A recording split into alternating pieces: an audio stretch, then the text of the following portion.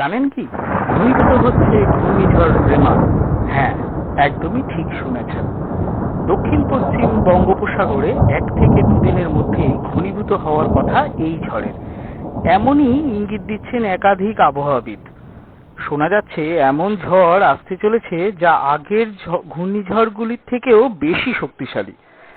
প্রাথমিকভাবে আন্দাজ করা হচ্ছে আগামী 24শে মে এই ঘূর্ণিঝড় ডিপ ডিপ্রেশন বা গভীর নিম্নচাপে পরিণত হবে। উত্তরপ্রদেশের পূর্বভাগ, বিহারের দক্ষিণ ভাগ, ঝাড়খণ্ড ও গাঙ্গেয় পশ্চিমবঙ্গে প্রভাব পড়তে পারে ঘূর্ণিঝড় রেমালের। কিছু কিছু জায়গায় হতে পারে বজ্রবিদ্যুৎ সহ বৃষ্টিপাত। আচ্ছা, জানেন কি এই সব ঘূর্ণিঝড়ের নামকরণ কে বা কারা করেন? কিভাবেই বা দেওয়া হয় এই নাম? আসুন জেনে নেওয়া যাক। আসলে ঘূর্ণিঝড়ের নামকরণ করা হয় যাতে মানুষ ঝড়ের কথা মনে রাখতে ও শনাক্ত করতে পারে।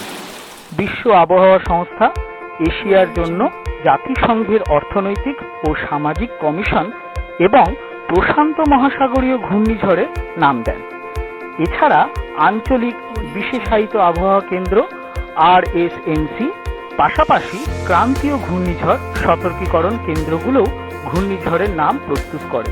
সেরকমই ভারতীয় আবহাওয়া বিভাগ বিশ্বের 6টি RSMCর মধ্যে আছে, যেগুলোকে উত্তর ভারত মহাসাগরীয় অঞ্চলে গ্রীষ্মমণ্ডলীয় ঘূর্ণিঝড়ের নামকরণের জন্য নির্ধারণ করা হয়েছে। WMO ও UNSCEP Bharat, Myanmar, Bangladesh, Sri Lanka, Thailand, Pakistan ও ওমান নিয়ে গঠিত। 2018 সালে WMO ও SCAP আরও 5টি দেশকে অন্তর্ভুক্ত করেছে: ইরান, কাতার, সৌদি আরব, সংযুক্ত আরব আমিরশাহী ও ইয়েমেন। WMO এর তথ্য অনুসারে আটলান্টিক ও দক্ষিণ গোলার্ধে গ্রীষ্মমণ্ডলীয় ঘূর্ণিঝড়ের নাম বর্ণানুক্রমিকভাবে নির্ধারণ করা হয়। আর তাই এইভাবেই আমরা আয়লা, ফণী, বুলবুল, আমফানের মতো ঘূর্ণিঝড়ের নাম পেয়েছি।